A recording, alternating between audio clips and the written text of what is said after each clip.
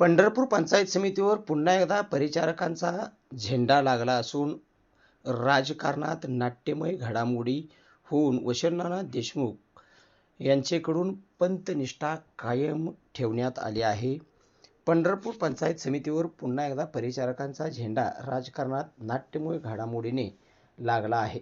जिल्हा परिषद निवडणुकीनंतर पंचायत समितीवर सत्ता कोणाची येणार याकडे संपूर्ण शहर व तालुक्याचे लक्ष लागल्याचे आपण पाहिले होते. मात्र या सत्ता समीकरणामध्ये सोलापूर जिल्ह्याचे माजी आमदार प्रशांत परिचारक यांनी पुन्हा एकदा आपला राजकीय करिश्मा दाखवला आहे.